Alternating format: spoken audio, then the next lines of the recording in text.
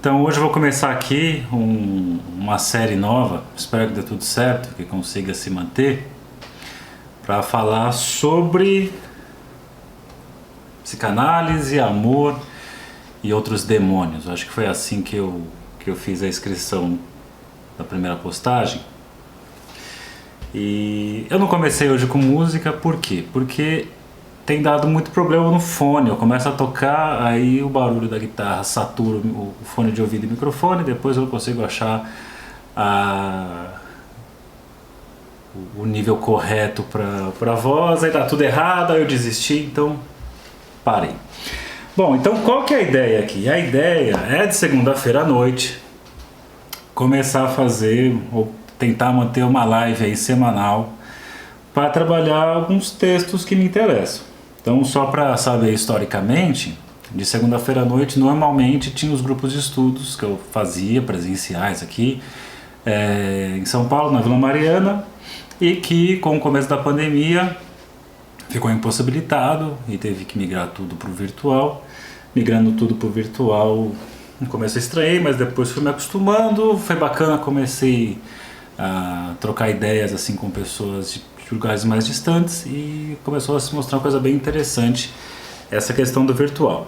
E como vocês sabem, eu sempre tenho meus cursos que são pagos, mas eu também tenho esse outro lado que são os cursos gratuitos, as aulas gratuitas, e a ideia é poder trazer um pouco de conteúdo de psicanálise gratuitamente de segunda-feira à noite, fazer aí uma live de 1 hora mais ou menos, para falar do seminário 8 do Lacan, sobre transferência, né? Outros cursos vão continuar a aparecer, né? Eu fiz lá o Freud do zero, Lacan do zero, Winnicott do zero, teorias da personalidade em Freud, Reich, Jung, Édipo do zero, uma porção aí do zero. No começo do ano, se tudo der certo, vem aí o Foucault do zero, também está engatilhado um Melanie Klein do zero. Então tem algumas coisas para rolar, mas esses ao vivo eu gosto também porque rola uma interação imediata aqui. E também a minha sugestão é que vocês sigam lá no Telegram o meu perfil, o canal Saulo Durso Ferreira Psi, porque lá eu posto os PDFs, eu posto todo dia alguma coisa, se pergunta para eu não respondo, porque às vezes aqui eu não vou conseguir responder porque fica tudo pequenininho a tela e às vezes sai do assunto, sai do tema. Então uma das possibilidades que eu acho que funciona melhor é você pegar as suas questões, suas contribuições também, e ir lá no Telegram e colocar. Tem uma galera bacana lá seguindo. E o nome que eu dei para esse evento aqui semanal de segunda-feira é o Diabo Apaixonado. E não tem nada de maluquice nisso, que isso é bem psicanalítico, lacaniano, porque tem a ver com esse livro aqui. Eu acho que vai aparecer invertido para vocês. Quem está nessa câmera não, que é a câmera que ela faz o espelhamento, mas aqui está escrito Diabo Apaixonado, que é um texto muito importante, porque tem uma frase que sempre o Lacan traz, quem é lacaniano sempre fala. Boa noite já, hein? Aline, boa noite. Tem uma frase que o Lacan sempre fala e que tira de algum lugar, e é desse livro. Quando chegar nela aí eu faço comentários. Então qual que é a ideia? Seguir o seminário 8, o seminário 8 é interessante vocês terem, ainda que eu não vá seguir aqui, mas é um seminário muito legal, muito bonito. Esse seminário ele vai exigir que você leia o Banquete do Platão, então é bacana também você ter o Banquete.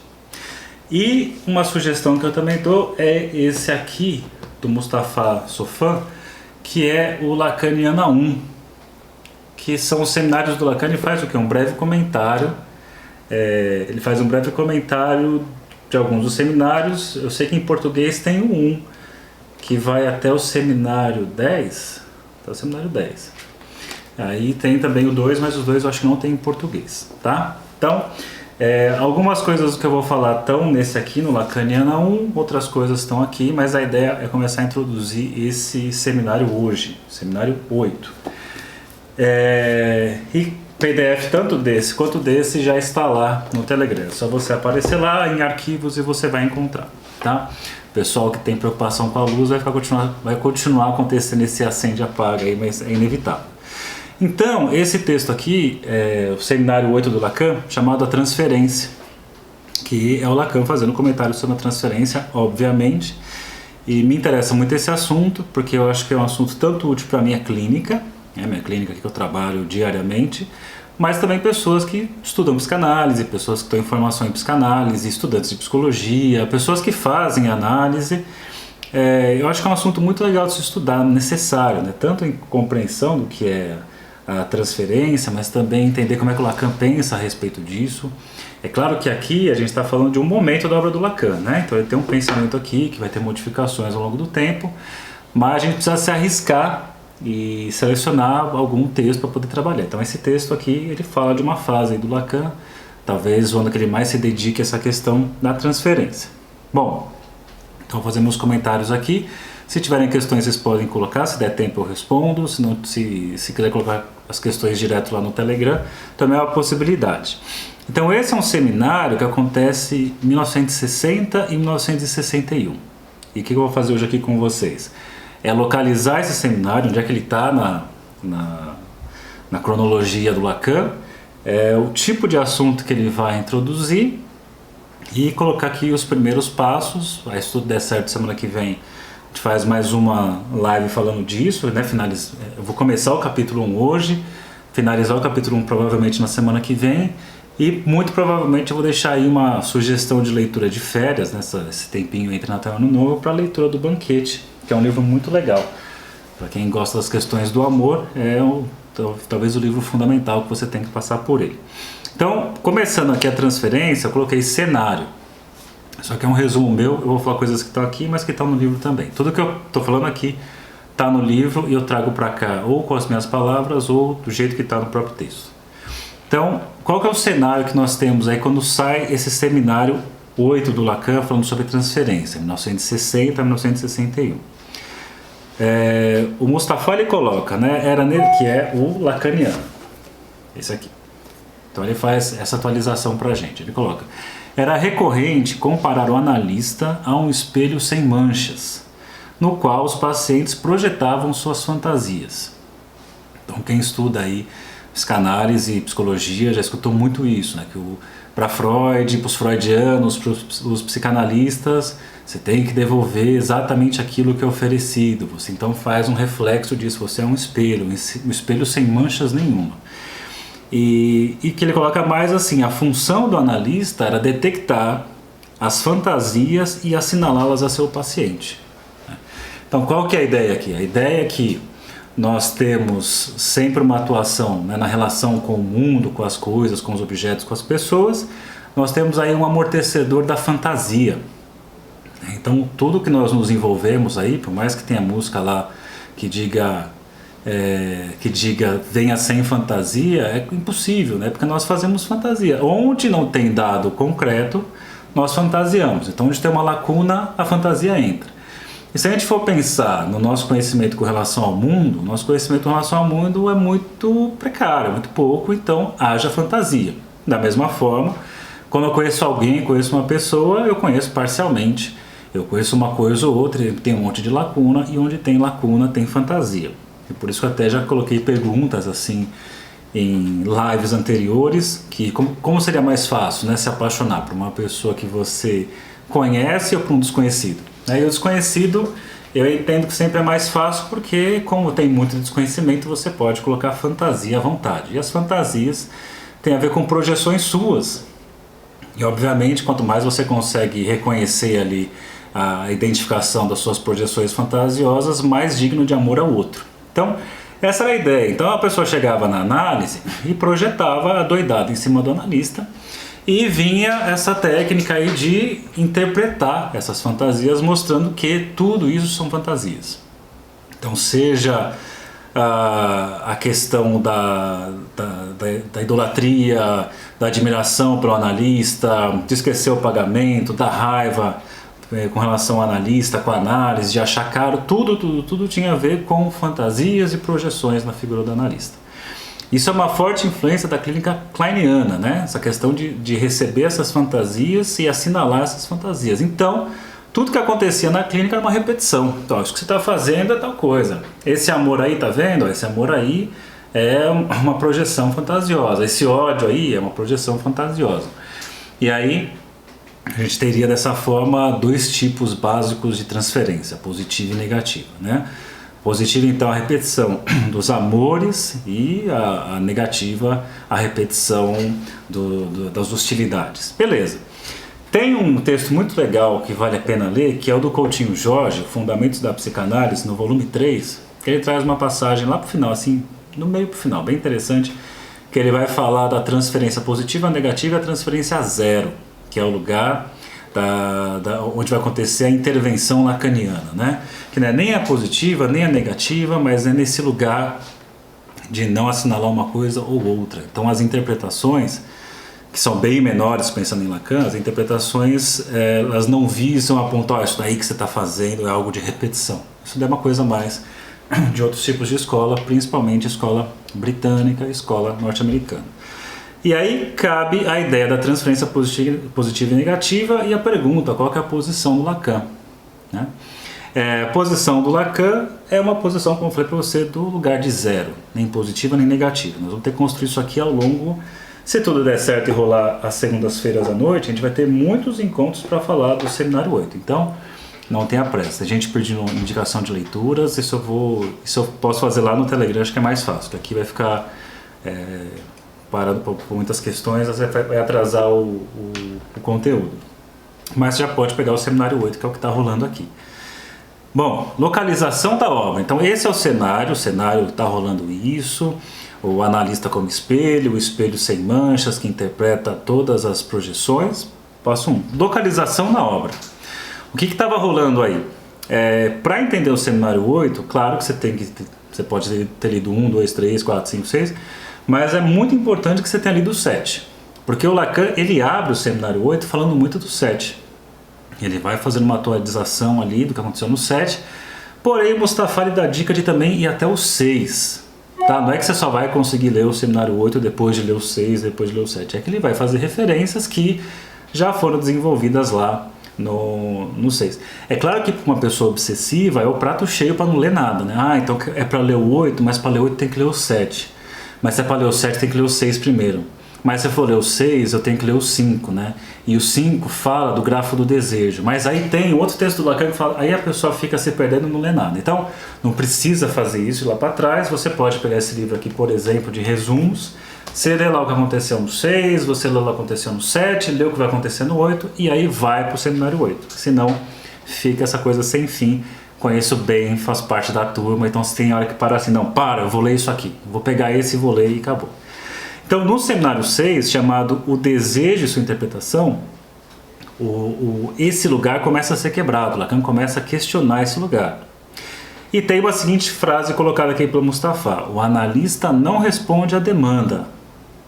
Então, a demanda é justamente aquele pedido lá que nós fazemos, que o paciente faz, que o analisante faz, nós pedimos. Mas será que quando nós pedimos uma coisa, é exatamente isso que nós queremos? Sabe quando você pede algo? Às vezes você está assim, imagina quando você está... Tem dia que você está afim de estar mal, tem dia que você está afim de reclamar. E esses dias são importantes. E nada mais chato nos dias que você está mal, quando vem alguém e tenta fazer você ficar bem. E às vezes você não quer, não, eu quero ficar mal, deixa eu ficar mal. Que é mais ou menos aqueles pedidos quando você fala assim, nossa, estou tão triste, estou tanto precisando de tal coisa. Mas você fala isso, não precisando que alguém ofereça algo, até porque esse algo que você pede ninguém pode oferecer, né? Alguém fala assim, nossa, eu queria tanto me sentir feliz. Tem que ser muito prepotente para você achar assim, pode deixar então que eu vou chegar e vou oferecer a sua felicidade. Então, nessa questão da demanda, que já mostra assim, o analista não deve nem se meter a besta de querer responder a isso. Por trás da demanda, escutar mais além da demanda, a questão do desejo. Isso implica várias coisas. Isso implica a pessoa que pede assim, quero, sei lá, acrescentar mais um dia na semana, eu quero diminuir a quantidade de vezes, quero mexer no valor, gostaria que hoje você falasse mais na sessão, que eu só quero escutar, acho que eu vou parar o processo. Todas essas coisas têm a ver com o pedido, mas é um pedido que tem que ser interrogado. Então quando você chega lá escutando a demanda, interrogue aquilo, né? Essa é uma dificuldade muito grande, porque no senso comum a gente escuta muito a demanda. Senso comum, e mesmo muitas vezes na psicologia escutamos a questão da demanda. E o Lacan está dizendo assim, a questão é o desejo, que está para além da demanda. E essa questão ainda da demanda, muitas vezes quem não é da área fala assim, nossa, como os lacanianos são frios, ou como o lacaniano não sei o quê, porque, sei lá, meio que ignora aquilo que a pessoa está dizendo. E não é bem que ignora, está escutando um mais além, que aliás, essa é a posição da escuta analítica. O psicanalista é aquele que escuta mais além, né? Sempre escutando uma outra coisa.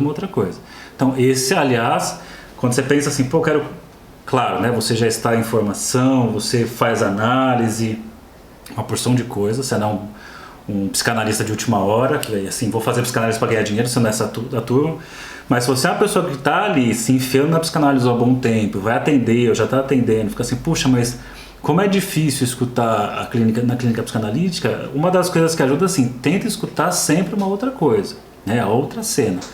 É tão simples o raciocínio, mas na prática é muito difícil de saber como fazer. Então a pessoa te conta algo, você está escutando o mais além desse algo.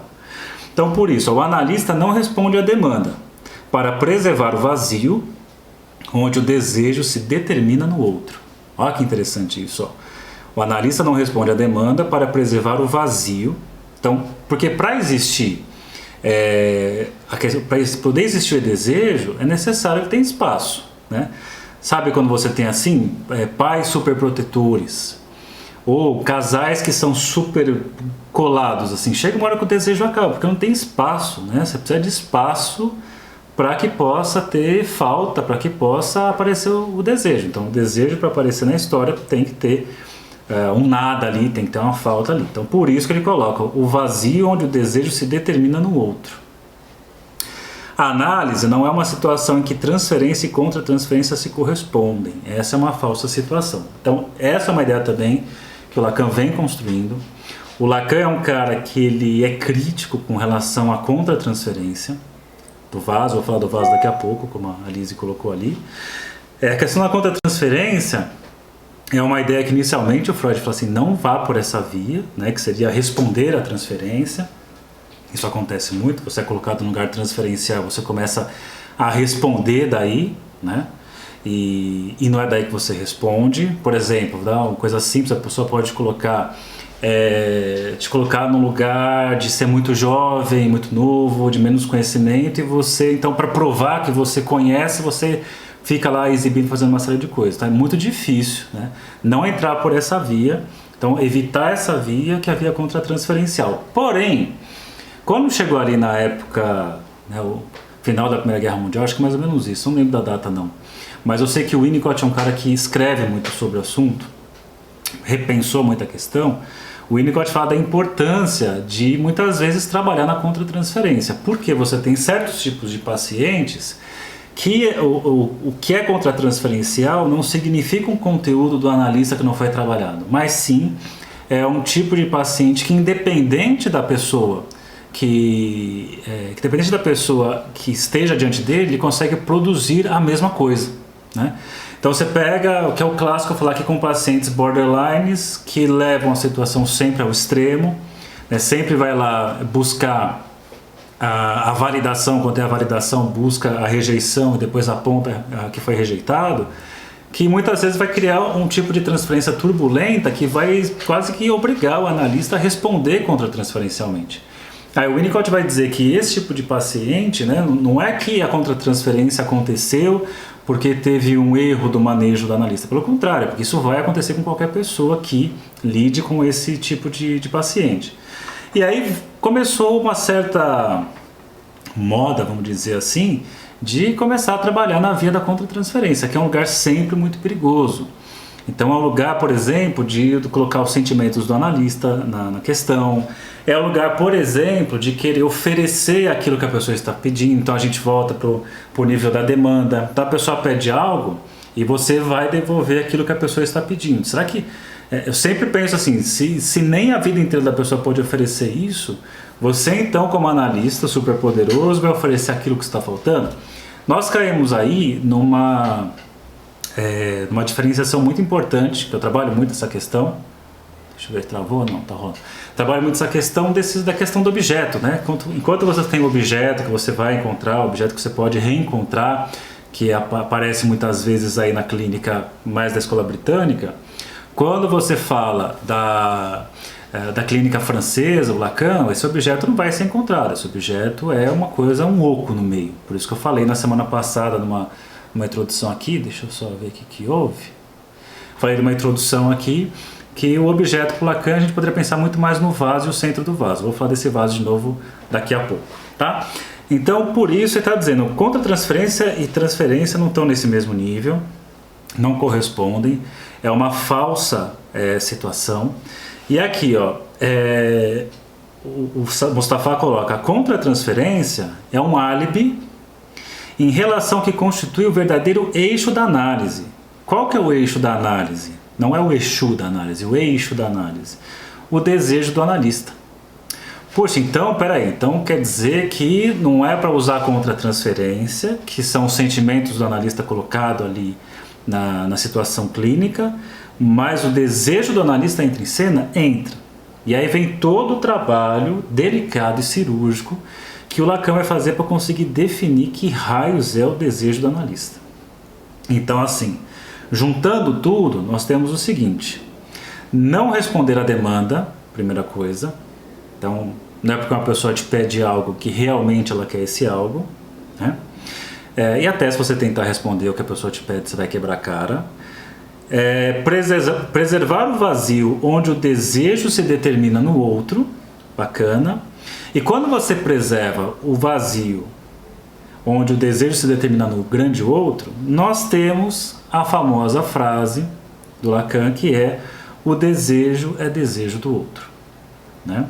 Lembrando que tem aí uma influência hegeliana, que é um Hegel, na verdade, lido por Kojève. Então tem hegelianos que falam que a leitura do Kojève não é precisa, e o Lacan ele escutou Hegel através do Kojève, nos seminários do Kojève, mas lá em linhas gerais vai falar muito sobre a questão do desejo. Até falei numa das aulas aí dos vídeos aqui, que o desejo animal deseja coisas, né? E o desejo humano deseja desejos.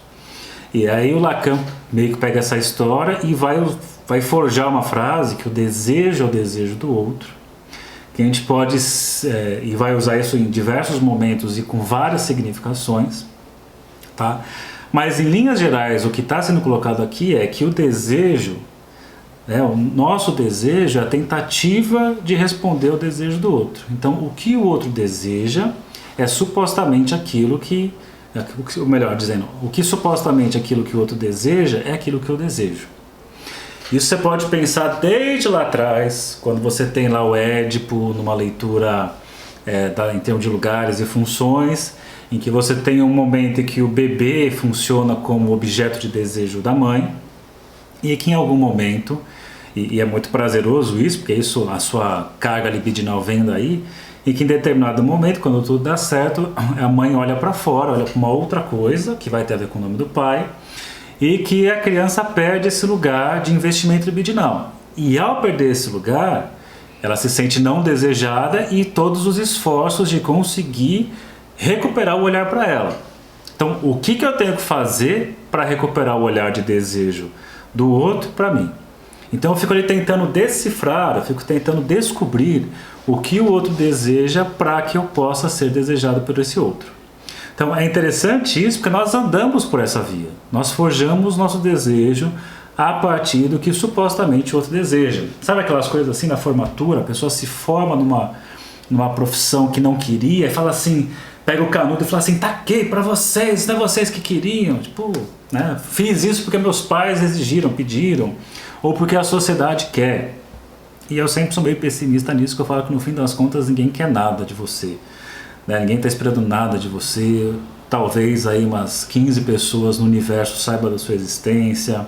Sei lá, você tem um Instagram, tem um monte de gente no meu Instagram, então mais pessoas sabem que eu sou eu, mas ao mesmo tempo assim, é de uma insignificância gigantesca. Então nós forjamos uma importância, né, de estão esperando algo de mim, e a sacanagem seria que quando você percebe que ninguém deseja nada de você, espera nada de você, você cai num puta de um vazio, né? Quando ninguém está esperando nada de você, é por isso que o Abu Janra falava, enfoque-se com as cordas da liberdade. Você é livre, faz o que você quiser, você não sabe o que fazer. Somos seres pau-mandado. Quando a gente sai da nossa pau-mandância, nós não sabemos o que fazer. Por isso que é muito mais fácil, né? fazer coisas por obrigação do que fazer por desejo. Isso daí é um pepino de análise. Eu sei que tem a galera assim, não, eu só faço o que eu quero. Mesmo a galera que fala, eu só faço o que eu quero, eu só faço isso, não sei o quê. Sabemos que não é bem assim. Alguém perguntou se isso é liberdade. Não, nem sei se é liberdade. Eu só estou dando um pontinho aqui. Jamais tentaria defender numa live o que é liberdade, eu não sei. Bom, e aí, caminhando isso, né? Então, se o desejo é desejo do outro, vai chegar na análise e o desejo do analista é o eixo da análise. Como é que isso funciona, né? Vamos pensar uma coisa bem prática. Como o desejo do outro o desejo do outro, se eu chego na análise e o analista diz assim, eu quero que você me diga isso, eu quero que você fale aquilo, eu quero que você faz ali uma entrevistinha, né, inicial. Se ele está fazendo isso, ele está dizendo exatamente o que ele quer. E quando ele diz exatamente o que ele quer, ele não está deixando espaço para o desejo do outro, porque ele está dizendo o que ele quer. Então, olha que interessante pensar nisso. Então, as pessoas vêm pensando nisso. Pergunta alguma coisa, o que você quer saber de mim? Peraí, você me ligou, você agendou uma sessão, arrumei o horário para você, aí você vem aqui e pergunta o que você quer saber de mim? Mas na verdade, então, não é o que eu quero saber de você, o que você quer me falar. Só que quando chega a nossa vez de dizer o que a gente quer livremente, é muito complicado. Então, é sempre mais fácil que o outro diga, que o outro peça, me pergunte algo. E quem é analista aqui já deve ter escutado isso várias vezes, eu escuto isso várias vezes. Ó, começa perguntando que é o esquenta e voa. Traduzindo significa o quê? Diga o que você quer saber, né? Diga o que você quer que eu seja, que eu me transformo nisso. Nessa hora, gente, isso lembra muito o Diabo Apaixonado, com o famoso que voe, né? O que voe, que nós sempre encontramos nos textos do Lacan, uma interrogação assim, que voe. Tem nesse livro O Diabo Apaixonado, é um livrinho curtinho, livrinho bem legal, é um livrinho de 1772, nota do editor, que em linhas muito gerais, tem um cara aqui, meio sonso, que conhece outros dois, que fala, você quer, tá falando sobre espírito, não sei o que, fala assim, se eu visse, como é que ele coloca? Se por acaso você encontrasse o diabo, ele fala, eu puxaria as orelhas do diabo. Puxaria as orelhas do diabo? Duvido. Aí fala assim, então, quer apostar? Meio que aposto, assim, então vou levar você até dia tal lá, e a mística do X-Men, isso mesmo, bem legal isso aí. Vou levar você lá, e os caras levam ele no lugar, fazem lá um pentagrama no chão, e evocam lá o Beelzebub. E é mó barato, né, quando evoca o Beelzebub. Que diz assim, ó, vou pegar só um trechinho para vocês verem um pouco do que voe, onde aparece. Diz assim, mal havia eu terminado. Não, pera, deixa eu pegar um pouco antes, ó. Um pouco mais tranquilo após a reflexão, pronuncio a evocação com voz clara e resoluta, e elevando o tom chamo por 3 vezes, Beelzebub, Beelzebub e Beelzebub. E aí eis que o Beelzebub vai aparecer. Vai ter no YouTube depois com essa qualidade. Aí então o que acontece? Chamou lá Beelzebub, Beelzebub, Beelzebub, aí veio. Um arrepio percorreu minhas veias e fiquei de cabelo em pé. Mal havia eu terminado, uma janela se escancara à minha frente.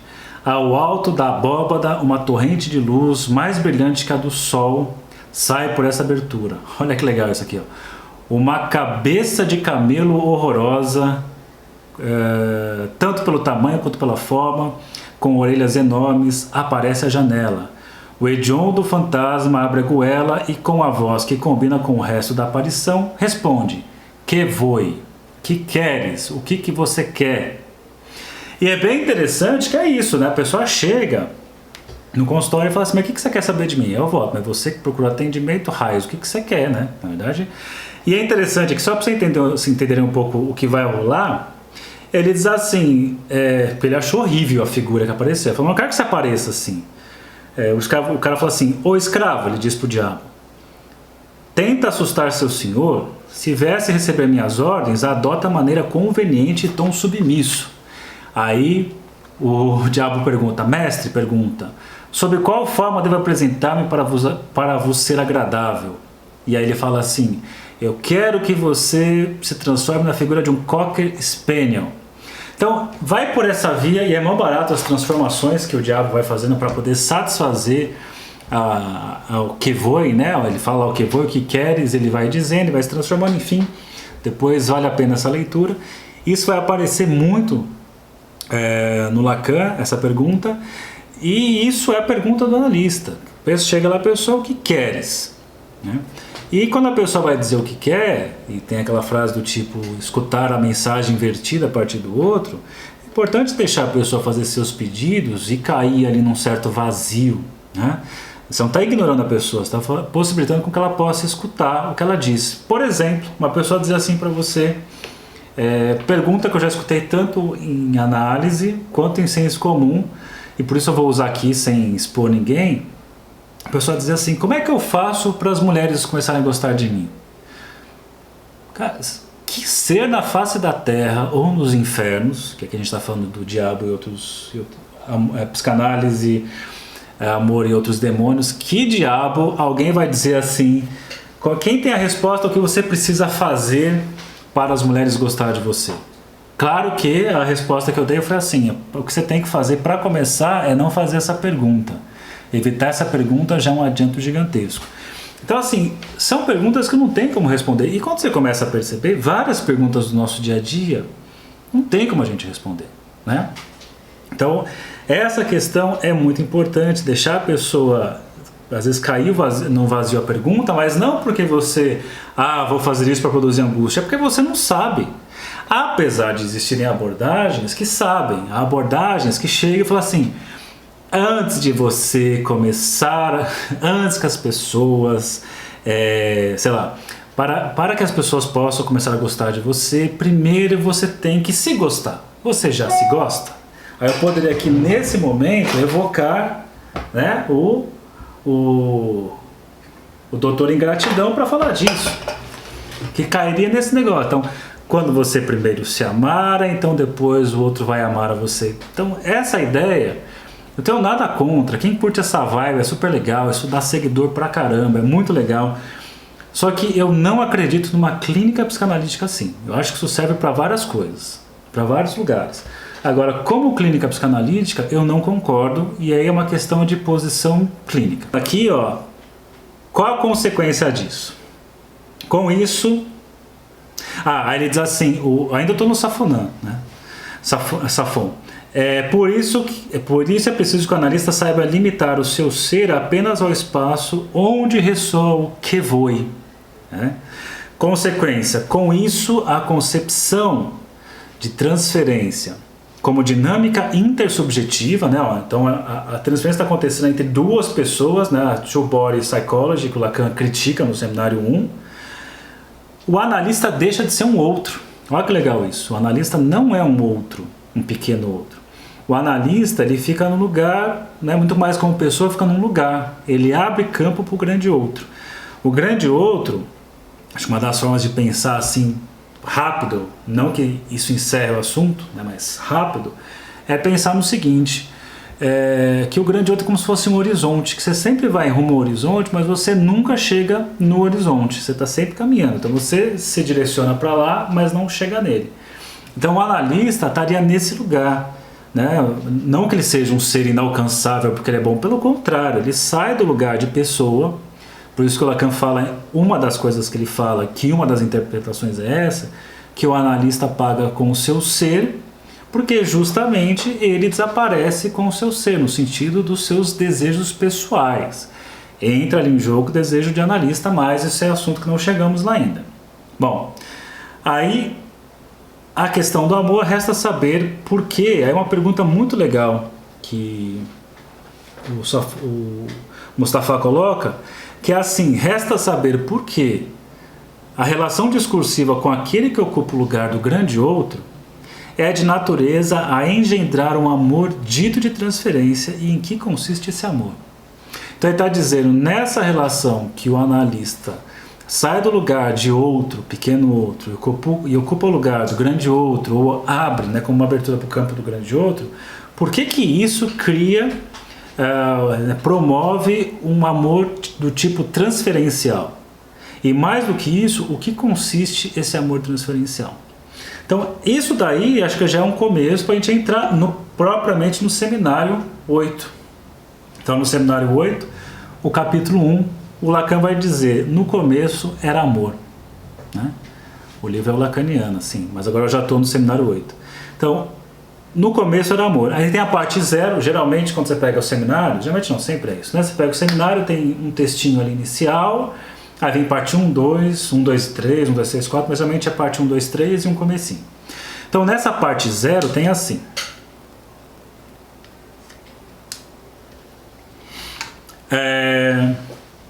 Que ele vai querer, nesse texto aqui, estudar a questão da transferência em sua disparidade, em sua desigualdade, na sua desigualdade subjetiva, sua pretensa situação e suas incursões técnicas. O seminário 11 também fala assim. É que eu vou seguir nesse aqui. 2. O que eu estou falando aqui, eu estou comentando parágrafo a parágrafo, tá? Porque se eu fosse pegar para ler o parágrafo inteiro, ficaria gigantesco, então comentando aqui. Então no primeiro parágrafo da parte 0 ele fala disso. A transferência em sua disparidade subjetiva, sua pretensa situação e suas excursões técnicas. Depois, segundo parágrafo dessa parte 0. A disparidade, além da dissimetria entre os sujeitos, então existe uma dissimetria, contra a ideia de intersubjetividade, ele vai pensar numa imparidade. Acho que não tem seminário mais difícil, não. Então, isso da dissimetria é muito legal. Isso vai aparecer num dos discursos sobre o amor, o discurso que fala do mito do andrógeno, que é bem interessante, bem bacana, que vai falar da complementaridade, e que pensar aqui na situação clínica não tem complementaridade de coisa nenhuma, tem uma dissimetria, então ele fala, tem uma imparidade aí. Sua pretensa situação, o parágrafo 3, pretensa porque me escrevo em falso, Lacan dizendo.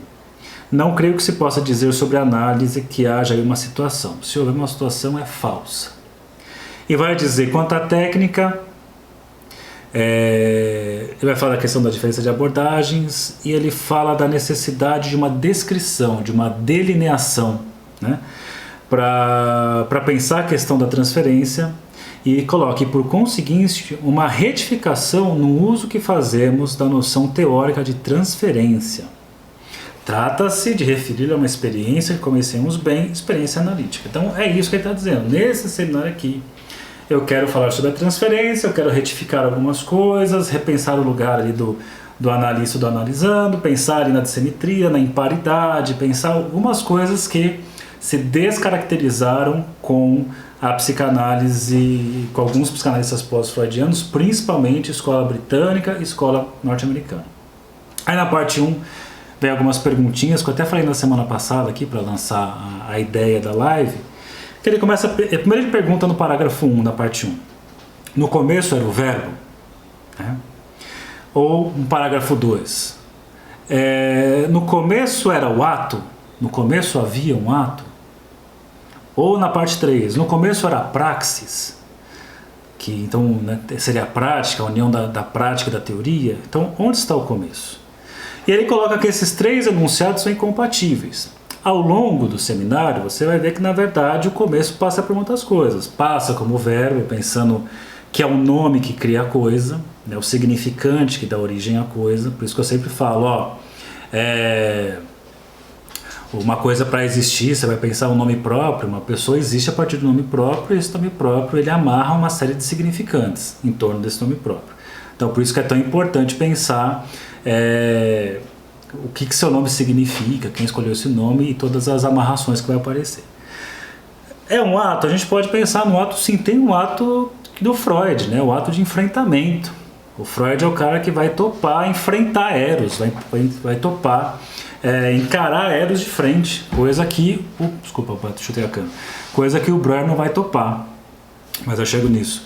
E a questão da praxis, que tem ali uma união da prática, da teoria, que é assim que funciona, Por isso que quando você pega assim, pessoas fazendo curso de formação em psicanálise, que é só teórico, isso não é uma formação em psicanálise. Pode ser um curso de teoria psicanalítica, não é uma formação, porque precisa atender, fazer supervisão dos atendimentos, estar em análise. Então tudo isso contribui para uma praxis, que isso constitui uma praxis, que é só por essa via que efetivamente a psicanálise pode ser transmitida. Bom, então 3 enunciados aparentemente incompatíveis, mas abordaremos do ponto que vamos abordar a experiência analítica. Aí o Lacan traz uma coisa assim: o que importa não é seu valor de enunciado, mas sim seu valor de enunciação. Então, se a gente for pensar em enunciação, seria o ato de enunciar. O enunciado é o que é produzido com a enunciação. Até para pensar assim, quando você fala do amor, né, a gente pode pensar de enunciado e enunciação. O amor é uma coisa assim, definição é difícil. O amor se faz amando, né? Você ama por amar, né? Estou amando, e nesse amando, com sua enunciação, produz-se o amor, produz-se aí um enunciado. E ele fala, só que é mais do que isso. Ou ainda do anúncio, aquilo que faz surgir o ex nihilo. Ex nihilo é um termo em latim, né, que diz assim, do nada, coisas que se originam do nada, de toda a criação. Aí o Lacan coloca aqui, ó, o ex nihilo de toda a criação. Para Lacan não há essência, né, e sim um nada que depois será substituído por uma falta, como eu já falei no exemplo do vaso, vou falar de novo aqui. Evocação da palavra. Então Lacan diz, como tem lá o ex nihilo, né, o do nada, e do nada algo se cria, esse algo que se cria é a partir de uma nomeação. E por isso nós caímos no primeiro ato, que no começo era o verbo, no começo era a palavra. Então a palavra é o começo de tudo. Então é legal pensar nisso, a importância disso. Por isso, inclusive, não só por isso, mas também é uma coisa a se pensar, o quanto é importante na análise, no começo dela, deixar que o analisante comece por alguma palavra, comece dizendo algo. Ou quando ficar em silêncio com alguma coisa, ou quando vier um branco, quando vier alguma coisa assim, ao invés de você ir lá e querer nomear, porque tem psicanalistas que têm uma necessidade de ficar nomeando coisas, né, e acaba nomeando no lugar do sujeito. Deixa a pessoa poder, né, deixa ela ter o direito ali de tentar nomear de alguma forma. Quando eu escuto isso na análise, é uma coisa sem nem dizer o nome. Eu sempre falo assim, tenta, arrisca, né, arrisca um nome aí. E o que vem sempre são coisas surpreendentes, e aí uma coisa que até então nunca tinha nome nenhum, passa a ter um nome ainda que provisório, depois pode ser que troque por outro, mas o nome aparece. Né? Então é isso. E com isso caímos no primeiro, que é o verbo. Depois ele diz no parágrafo 5 dessa parte 1, enfrentar o termo, núcleo de nossa experiência analítica, que é a transferência. E ele coloca assim, mas em análise, né, tem um outro, o começo tem um outro sentido. Então ele vai dizer, na análise, aí ele pega uma coisa bem legal, no parágrafo 7, quando você está na parte 1 do capítulo 1, ele coloca, no começo da experiência analítica foi o amor. Um começo confuso, um começo não de criação, mas de formação. O que nos leva ao encontro histórico entre um homem e uma mulher. Então Lacan está colocando, a psicanálise ela nasce no começo que era amor, que é o título do capítulo, e coloca um amor, né, num encontro histórico entre homem e uma mulher, entre Breuer e Ana O. E daqui nasce a psicanálise com o seu nome, né, cura pela fala, limpeza de chaminé. Então é como se Breuer fosse o pai, Ana O a mãe, só que o Breuer pula fora, ele não topa continuar ali com a Ana O. Quem assume meio que o caso, o raciocínio é o Freud, né? Quem vai assumir, não pensando com a Ana O, mas quem continua ali na psicanálise, naquilo que surgiu dali, que não tinha exatamente esse nome tão preciso, vai ser o Freud. Então meio que o Freud é o pai adotivo. E aí cai naquela coisa que pai é quem cria, né? Não necessariamente o pai biológico. O pai biológico é o Breuer que pulou fora. Bom, aí o Lacan vai dizer, ele chega nesse ponto e fala, no ano passado nós trabalhamos o seminário 7, a ética da psicanálise, que é bem interessante. Aí ele vai trazer algumas coisas aqui, ele vai falar assim,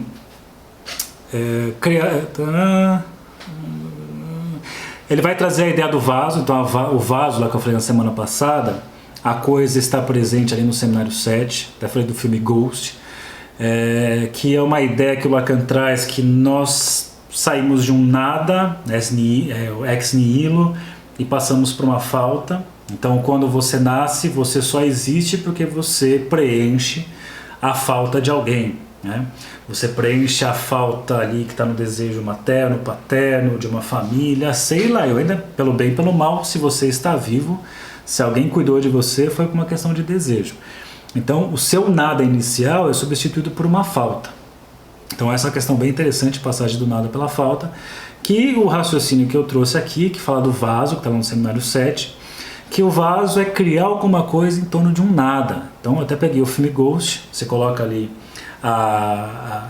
fazer o contorno, você pega o nada inicial e com o barro você vai mexendo ali, né? O negócio vai girando, você vai moldando e você vai fazendo um contorno em torno de um nada. É muito legal pensar isso, porque a partir do momento que o nada passou a ter contorno, alguma coisa fica faltando naquele meio. Então aquilo que era nada vira falta. Então é legal pensar nisso, porque essa é a própria dimensão de objeto por Lacan. Então por isso que assim a pessoa pede um objeto em análise, quero tal coisa, né, a questão da demanda, não tem como responder isso. Por quê? A demanda pede um objeto específico. E o objeto que a gente está falando na análise que o Lacan coloca é esse objeto que é mais esse oco do vaso. Você então contorna o objeto, mas não chega no núcleo do objeto. Então é sempre essa falta constante. Então veja que isso tem uma dimensão muito diferente de outras, né, abordagens psicanalíticas. Então por isso que é muito difícil. Eu vi umas postagens ultimamente assim, de uns perfis estranhos, mas que misturam muita coisa. Acho que quando você se posiciona ali com o Lacan, em certos sentidos, tem outras coisas que meio que impede que você articule, porque está falando de uma dimensão de um objeto que ele é só contorno, né, núcleo, né, e outras propostas que falam do objeto específico. Mesmo quando eu falo que eu faço muita articulação do Winnicott com o Lacan, o Winnicott eu coloco num lugar muito específico do que eu leio do Lacan, mas tem um ponto que eu acho que a coisa se descola e não dá mais para falar disso. Então ele coloca essa ideia do vaso, e ele vai trazer aqui um pouco dos devaneios do Platão, né? O charme rei, paixão súbita do Platão, que coloca aqui, então ele vai fazer, isso ele está retomando a questão do seminário 7 e trazendo o seminário 8, né? Porque no 8 fala do banquete do Platão e no 7 ele falou muito do Aristóteles, tá? E no 8 também ele vai falar aqui do Sócrates também. Então ele está colocando a ideia do bem supremo, que essa coisa vai ser mais bem descrita ali no Aristóteles, e ele vai ter essa questão com relação do bem supremo no seminário 7. Uma coisa que eu lembro que eu perguntava isso nas supervisões, para abrir, assim, vai ter supervisão na faculdade, os alunos no último ano, empolgados, vamos atender, aí chega assim, sempre perguntava assim, o que vocês querem dos pacientes de vocês, dos analisandos de vocês, faculdade de paciente, né, dos pacientes de vocês. Vocês querem o bem do paciente de vocês? Queremos. Aí perguntava, e qual que é o bem do paciente? Aí causa aquele problema, que a pessoa se sinta bem, que a pessoa fique feliz, que a pessoa... Tá, mas como é que ela consegue chegar nisso? E eu ia fazendo perguntas e mostrar assim, não tem como saber o que é o bem da pessoa. Como é que você quer o bem de uma pessoa? Então, tanto é difícil a questão do bem, porque o bem também cai nesse vazio, e também cai uma coisa muito perigosa, porque as piores coisas que a humanidade fez, em geral... Uma das coisas que se colava é assim, estou fazendo isso para o seu bem. Então esse para o seu bem é bem de quem? Então quando o analista visa fazer o bem, bem de quem? Só se for dele mesmo, do analista, né? Bom, aí ele vai dizer aqui, e aí o Lacan vai dizer, nesse seminário ele rejeita, ele vai trazer, essa ideia de esse bem supremo é algo a ser rejeitado, e coloca aqui. Vai trazer a ideia da ética a Nicômaco, no parágrafo 14, e vai dizer o seguinte, no parágrafo 16. A denúncia freudiana sobre a falácia das satisfações ditas morais. Ali se dissimula uma agressividade. Deve-se questionar através de quais meios operar honestamente com os desejos. Isto é, como preservar o desejo no ato? A relação do desejo com o ato. O desejo encontra comumente no ato. Não, desculpa. Ele diz assim, o desejo encontra comumente no ato antes o seu colapso do que sua realização. E E na melhor das hipóteses, o ato só apresenta ao desejo sua proeza, seu gesto heróico. né? Como preservar do desejo a este ato aqui que se pode chamar de uma relação simples, salubre. Então, queremos o bem do paciente, pensando no seminário 7? Na verdade, não é isso que queremos. Queremos que ele deseje. Queremos que você deseje, é o desejo. E o que está ali por trás do desejo? Está para além da demanda. E o desejo, gente, às vezes é pesado. O desejo não está levando em consideração ali a família, muitas vezes, a estabilidade pessoal. O desejo é subversivo tantas vezes.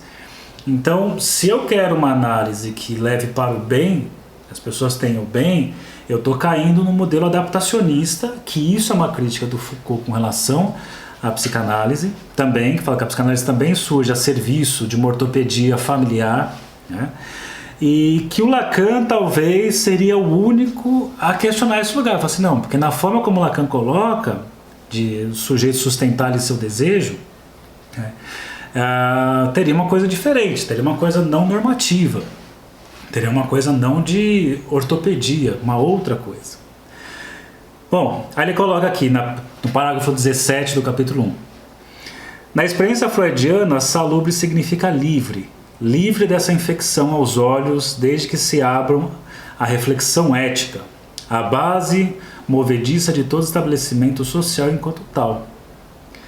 E aqui ele coloca, mas a psicanálise não respeita esse ponto cego de querer fazer o bem, de disfarçar nosso lado agressivo, nosso lado violento, por exemplo.